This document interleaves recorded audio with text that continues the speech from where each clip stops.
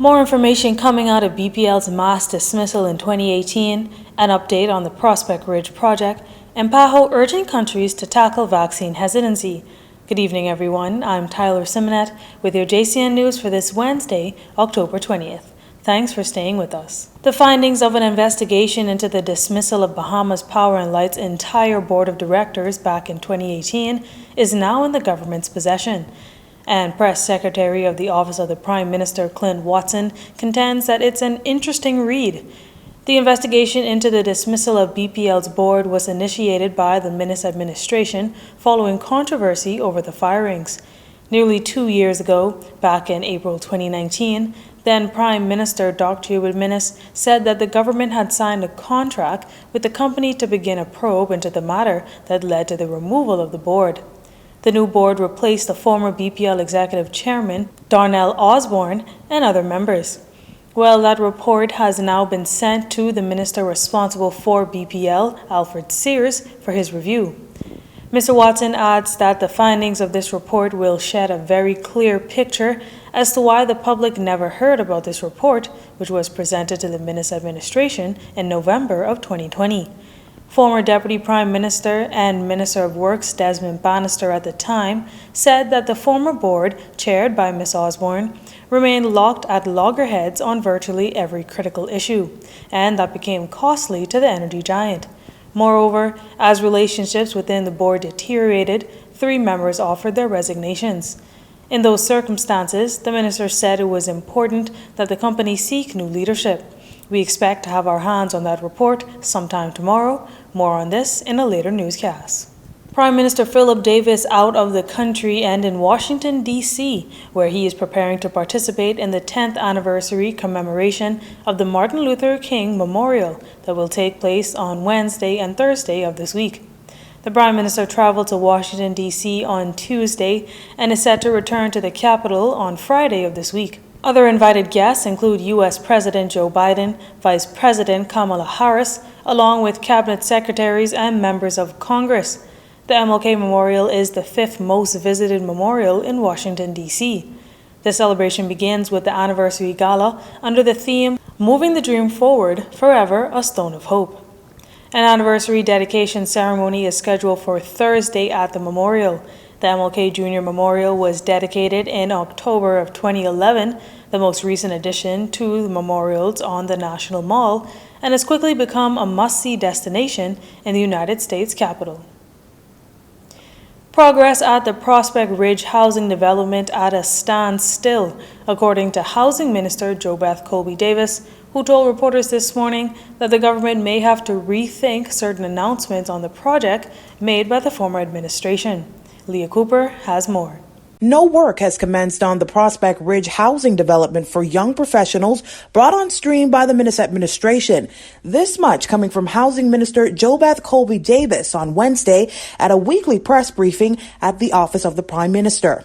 Unfortunately, there's a lot of groundwork that must be done that has yet to be started as it pertains to that project. Work related to a master plan.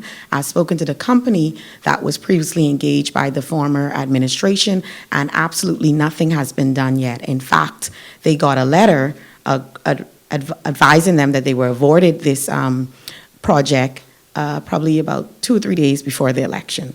So nothing has been done in terms of creating a master plan to do the work at Prospect Ridge to begin to draw out how it will actually look. There's been no feasibility study and no topography study. And in light of this, the minister adds that the cost of those lots may be higher than the previously estimated cost quoted by the Minnis administration. Now, it was announced back in August by former Prime Minister Dr. Hubert Minnis that 40% of those lots within the development will be multifamily lots at $50,000 and 60% will be single-family lots at $40,000. At the time, Dr. Minnis said that the government will bear the cost to put in place all of the necessary infrastructure for the lots, which will be valued at $150,000. Well, my technical team, we're still trying to figure out where that cost came from. because nothing has actually been done. And so I don't know if that was really a realistic picture of what the cost would look like. And so I would say at the moment, we cannot commit to what was previously announced. I want to have all the information with me so that when I do tell the Maine public and those who've applied what the actual cost is, I'm confident that we can give them that price. Asked if she believes this development was just used as a campaign tool by the Minnis administration, Minister Colby Davis says this. What I will say is the fact that you have a billboard that has a photo, but you have no master plan. One wants to know where that photo came from. So did they grab it off of Google? I don't know.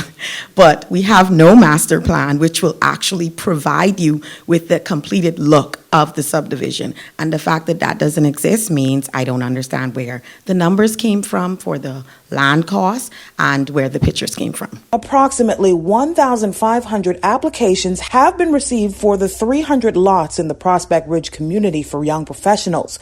Minister Colby Davis says in order to follow up on those applications, her team needs to know what the exact cost of the project would be in order to determine if applicants could still qualify for that subdivision. She adds that if an applicant is unable to go into the Prospect Ridge community, another subdivision like Carmichael Village will be recommended. Reporting for Jcn News, I'm Leah Cooper. The Pan American Health Organization recommending that countries focus more on vaccine hesitancy rather than whether COVID-19 vaccines should be mandatory. This much coming from PAHO's Assistant Director, Dr. Jarbaus Barbosa, during PAHO's weekly press briefing on COVID-19 in the Americas.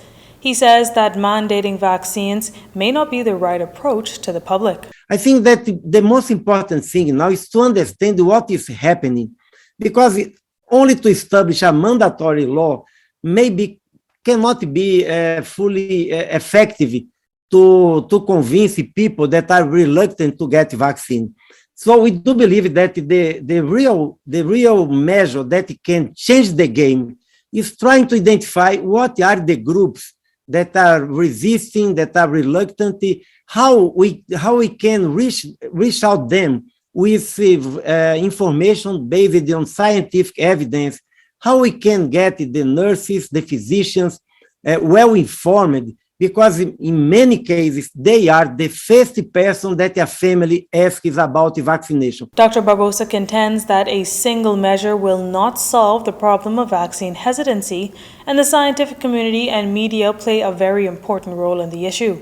He also makes this appeal to politicians. Communication strategy and to establish a mobilization strategy to get the physicians, the nurses, the scientific community, academia, civil society, media vehicles that play a very important role in order to get them. Because if this is a very complex pandemic, because we have many political disputes, so it's important also to call the politicians to not use the vaccination as a political tool, one against the other, but that everybody needs to share the information that we have, and the information are clearly telling us the relevant role that vaccines have to protect people. As of October 16th, a total of 244,303 vaccine doses